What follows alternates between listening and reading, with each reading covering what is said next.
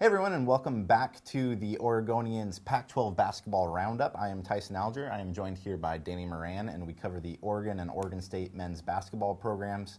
It's been about 2 or 3 weeks since we last came to you guys from this lovely studio here in downtown Portland, and a lot's happened. Pac-12 play has begun, and we've already had a civil war. Oregon State won that one convincingly on Sunday, but Ducks had a big game last night. Beavers had a big game last night, and we're off and running. Yeah, and I think, at this point, the big storyline going around the Pac-12 conference overall is just how deep it is, and I think we got kind of a sense of that over the past couple of games. Kidding. I mean, pretty much, all but 2 teams have one loss already. The only, Arizona's one of the teams that doesn't have a loss. They've only played 1 game. Yeah, and Arizona's expected. Right. But the other one, isn't it? Well, it's Washington. Yeah. And they were down by 22 to USC. Right. And then had to, have a frantic comeback. USC had an injury to Julian Jacobs. So, there's really no sense of what to make of the conference right at this point, other than there's no real easy wins, and that's kind of what Oregon State's game on Wednesday against Stanford proved. You think if there's, any team that Oregon State, maybe has a gimme against, it's at Gill Coliseum where, in the Wayne Tinkle era, they'd only lost 3 times before. Stanford's got injuries to 2 starters. And essentially blew out Oregon there on Sunday. Right. They're coming off their best win of the season where they looked like the most complete team that they'd, had. And they end up, going down by 13 at the half and losing by 6. And so it's just kind of an embodiment of there just are no guaranteed games this year. And for Oregon, for them, I mean, they were in a position where they immediately had to, avoid an 0-2 start. Yeah, so, the Ducks are 0-1 after that Beavers loss. And then going into yesterday's game against Cal, they get the news that Dylan Ennis will be out for the season. He only ended up playing about 23 minutes for this team, which is a big blow in terms of what their potential could have been.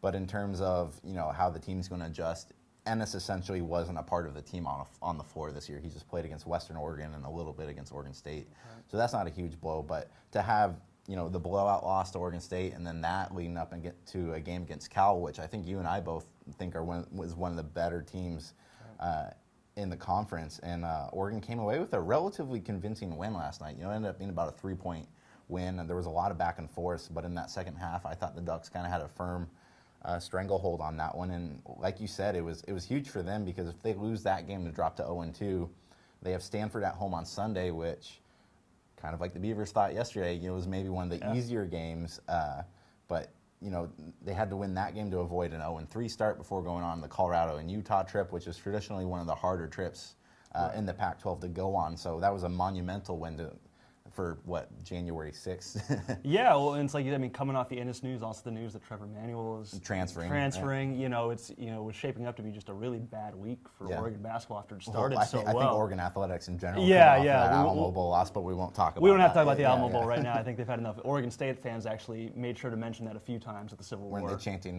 "We want Lockheed"? And they were chanting TCU. Ugh. Yeah, a lot of that was brought up. But ultimately they were able to focus on basketball. Correct. Because the results on the floor were so good. But yeah, I think it's going to take a couple weeks for the Pac-12 ultimately to shake out. Right. I think the issues that you have to basically get through are avoiding injuries. Number one, that's the biggest thing that obviously Oregon and Oregon State both have dealt with this year, and then avoiding bad losses. And as even though we talked about the fact that there aren't any bad teams in the Pac-12, there are 9 in the RPI top 50 at this point. Oregon State's loss at home to Stanford is, that's a bad loss. Yeah. Given that they're, it's easier to win at home. Obviously, it's going to be really tough to go and get wins on the road, and that's a game that just Oregon State needs to have, and it's not ultimately going to look good on a NCAA tournament resume. Exactly. See, the fortunate thing Oregon State did is they took care of their business during non-conference play, so they didn't really have a bad loss during that period. So you're going to be able to afford, a bad loss or 2 during the Pac-12 play, but at the same time, this was something that was brought up last night at Oregon. It's, if you have a bad 2 weeks or so, you could easily go on a 5-game losing streak in the Pac-12, and you'd be faced with a situation that kind of Oregon was last year, where they had a really bad start to the Pac-12 season, and then they essentially had to win. I think they won like 11 of their last 12 Pac-12 games to get into the Pac-12 tournament, and that's. Oregon was able to do that last year, but that was kind of a freak occurrence, especially the conference was, I think, a lot worse overall last year than it was this year.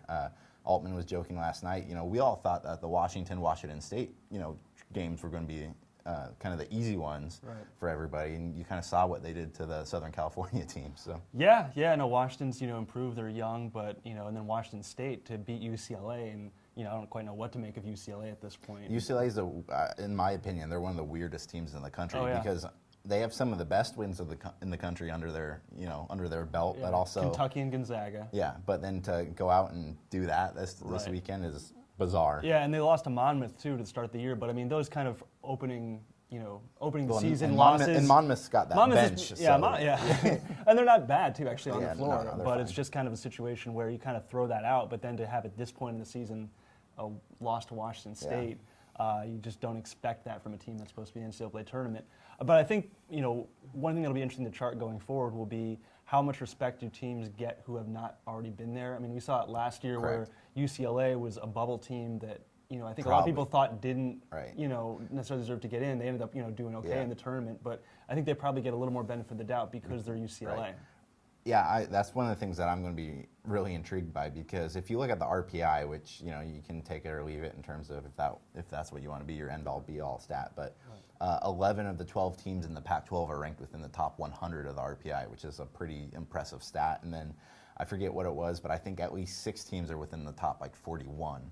Or something like that. So Stanford moved into the top 50 now after last night. Right. So this is a conference that could either go one of two ways. It could be generally looked at as, boy, that's an incredibly strong conference this year. Like, we're going to reward everyone for it. Right. Or it could go almost the college football route and be like, oh, they really beat up on each other. There's no elite teams.